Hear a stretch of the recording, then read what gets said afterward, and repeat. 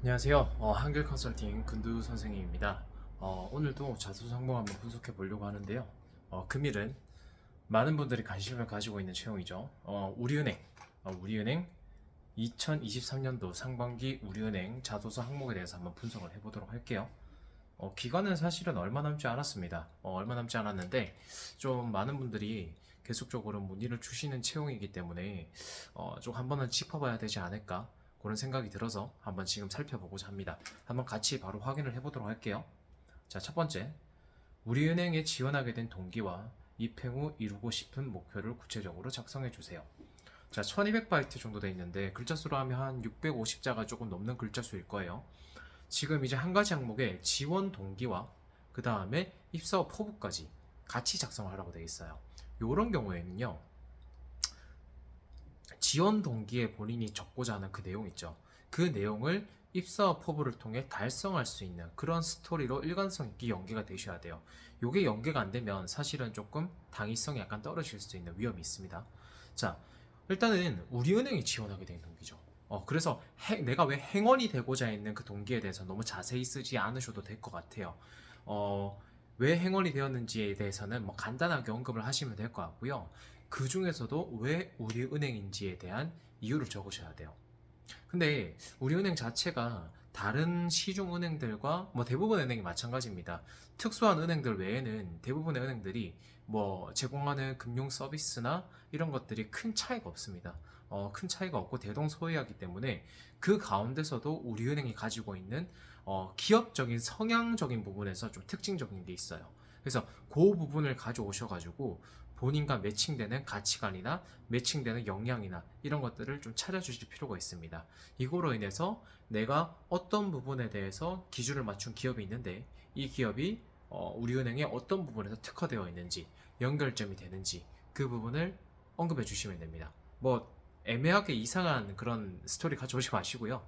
이렇게 나가는 게 제일 정석적인 방법이에요. 그러니까 우리은행이 특징적으로 어떤 사업을 하는지 같은 서비스를 진행함에 있어도 조금 차별을 두는 것들이 있어요. 그리고 우리은행이 조금 많이 오래된 은행이잖아요. 역사적으로도 좀 오래된 은행이다 보니까 그런 부분들도 여러분들이 좀 참고를 하시면 좋을 것 같습니다. 그리고 아까 내가 그럼 어떤 기준으로 이 은행을 택했다고 말씀을 하셨죠. 그러면 이루고 싶은 목표 또한 그 가치관에 걸맞은 어떠한 성과를 언급을 해주셔야 됩니다. 그래서 단순히 과업 중심의 어떤 뭔가를 하기보다는 예를 들어서 내가 뭐 공익을 중요하게 여긴다면 공익과 관련된 사업의 어떠한 목표점, 뭐 이 사업과 관련해 가지고 본인이 특수하게 뭐 키울 수 있는 이 사업을 확장시킬 수 있는 그런 역할을 할 수 있다는 뭐 그런 부분으로 나타내시면 되겠죠. 그래서 중요한 것은 지원 동기를 얼마나 우리은행과 밀접하게 연결지어서 논리적으로 나타내냐 그게 일단 중요하고요. 그 다음에 지원 동기와 입사 후보 이 관계가 일관적으로 연계가 돼야 된다는 거. 요것만 기억을 하시면 문제가 될 게 없는 항목입니다. 하지만 좀 제일 어려운 항목인 것 같아요. 매번 지원 동기는 보면. 왜냐하면 지원 동기는 뭐 돈 벌고 싶으니까 지원하니까요. 그죠? 자, 그러면 두 번째 항목 볼게요. 지원한 직무와 관련하여 본인만의 경쟁력은 무엇이며 이를 얻기 위해 노력했던 구체적인 사례를 작성해 주세요. 직무와 관련해 가지고 본인만의 경쟁력입니다. 그러면 여러분들 행원으로서 하는 일들 대강 뭔지 아시죠? 그 일들을 함에 있어서 직접적으로 작용되는 그런 영향들을 한번 생각해 보세요. 금융 상품을 잘 팔 수 있는 어떤 지식적인 금융 지식적인 부분들도 언급이 될 수 있는데 이런 부분들은 생각보다는 크게 강조가 되지 않습니다. 왜냐하면 여러분들이 행원이 되면 다시 처음부터 다 배워야 되거든요. 그래서 굳이 그 행동을 해봐야 그런 경험을 적어봐야 크게 뭐 와닿거나 그러지는 않을 수 있습니다. 그렇기 때문에 이런 부분들은 경쟁력이라 그렇기 때문에 역량보다는 경쟁력이라고 되어 있거든요.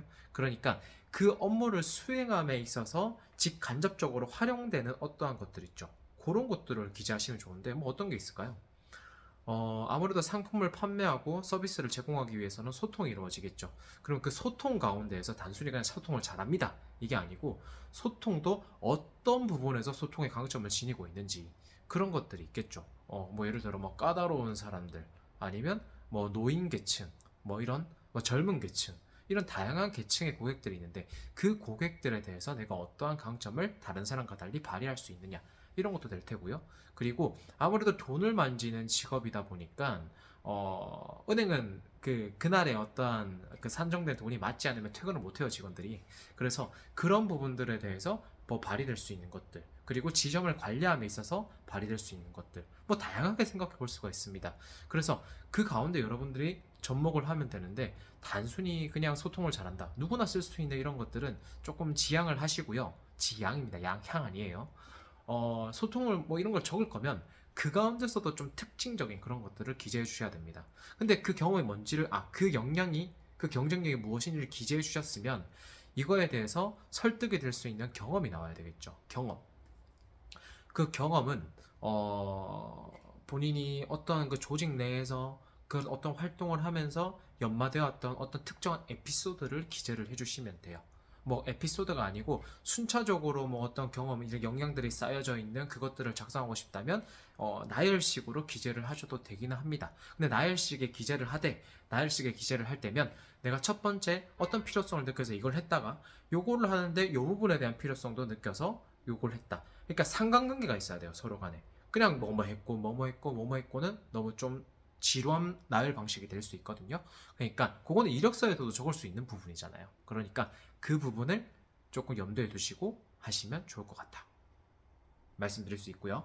자, 그 다음에 세 번째 항목. 구성원들과 협업하면서 어려움을 겪었던 상황과 이를 극복하기 위한 노력했던 부분을 작성해 주세요. 자, 협업과 관련된 항목을 기재하는 항목입니다. 아무래도 은행도 하나의 지점 내에서 다수의 인력들이 함께하는 곳이기 때문에 협업은 필수적인 부분일 수밖에 없겠죠. 그래서 대부분의 은행에서 요 질문들, 그리고 은행뿐만 아니고 다른 기업들도 이 질문은 다 하고 있습니다. 그러면 협업하면서 어려움을 겪은 상황은 어떤 상황일까요, 여러분? 바로 갈등 상황입니다. 갈등. 제가 강의를 할 때 늘 설명을 하는 건데, 되게 자극적인 드라마들 있죠. 뭐 그런 드라마를 보면 분명히 빌런이 있습니다. 빌런이 있기 때문에 아니면 뭐 삼각관계나 뭐 이런 여러 가지 있죠. 뭐 바람을 핀다거나 뭐 주인공이 바람을 펴서 뭐 다른 주인공이랑 뭐 엮이거나, 하여튼 그런 어떤 갈등이 생겨야지 시청률이 빡빡 올라갑니다.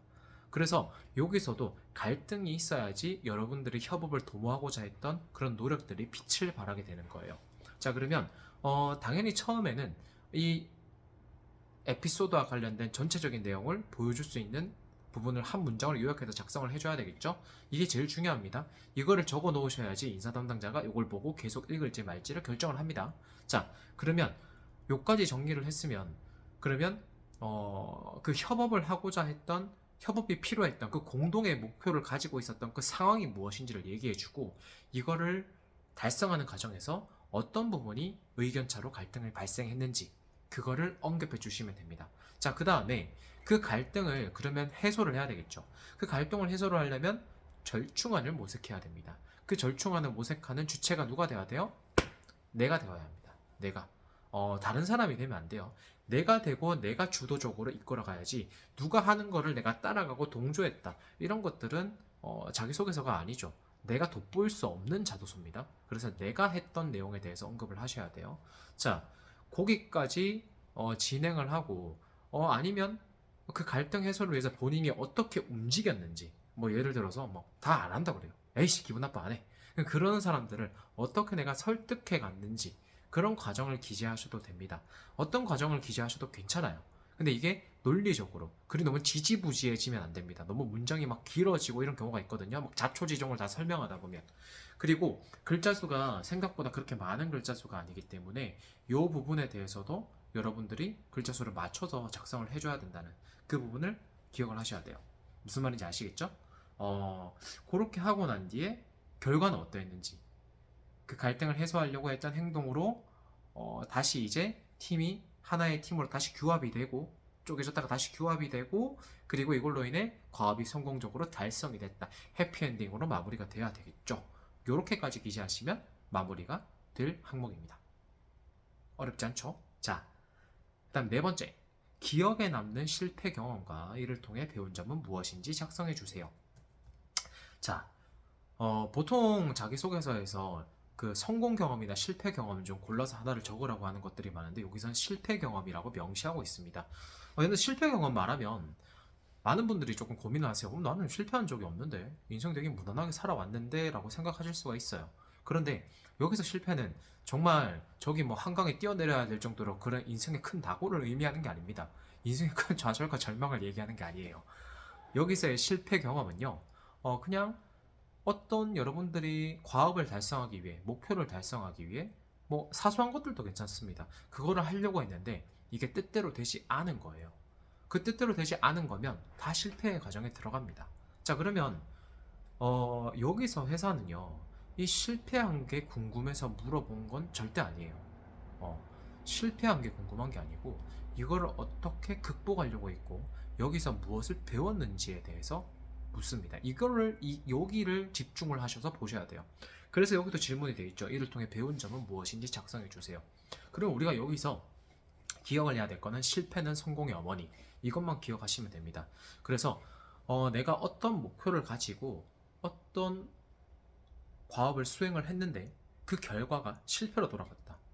왜? 원인이 있겠죠. 뭐 타인으로 인해서도 있을 수 있고 내 역량이 부족할 수도 있고 그거를 객관적으로 분석하는 과정이 있어야 돼요. 그걸 분석하셔서 원인을 파악했다면 그러면 이걸 가지고 내가 다음 도전 때 어떻게 시도를 했는지 똑같은 도전이 아니더라도 이때의 깨달음을 다른 영역에 접목했을 때 이 부분이 성과로 발휘된 경험 이렇게 마무리를 지으시면 됩니다. 그렇게 하시면요. 그리고 그렇게 하시고 마지막에 분명히 업무를 수행할 때도 크고 작은 실패를 하게 될 것인데 이 부분에 대해서 내가 어떤 마인드를 가지고 임할 것인지 그 부분까지 기재를 해주시면 마무리가 될 항목입니다.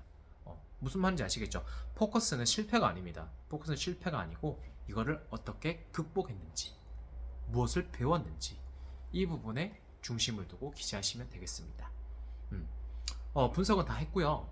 사실은 자도수 항목 자체가 우리은행은 크게 어려운 항목들은 아닌 것 같습니다. 뭐 은행에 관련해가지고 금융 관련 트렌드나 이슈를 묻는 질문들도 크게 없고요. 일반적인 자기소개서 항목들로 구성이 되어 있고 글자 수도 그렇게 많지가 않습니다. 그래서 여러분들이 이런 자도서는 잘 써놓으면 다른 은행에도 활용할 수 있다는 이점이 있습니다. 그래서 그거는 조금 확인을 하시고요. 제가 요거와 관련해서 좀 글로 풀어놓은 내용도 밑에 있습니다. 그 블로그 밑에 내용을 보시면 이해가 되실 것 같고요. 그리고 혹시나 문의사항이나 자소서 컨설팅과 같은 그런 의뢰 부분이 있으시다면 의뢰하실 의향이 있으시다면 언제든지 카톡이나 오픈 채팅 그리고 네이버 댓글 네이버 톡톡 뭐 가능한 연락 뭐 가능한 어떤 연락으로 주셔도 됩니다. 그렇게 해주시면 되고요. 혹시나 필요한 영상이 있으시면 필요한 자소서 항목 분석이 필요하시다면 뭘 말이 자꾸 꼬이네. 그게 필요하시다면 언제든지 댓글 남겨주세요. 자, 여러분의 합격을 응원합니다. 안녕.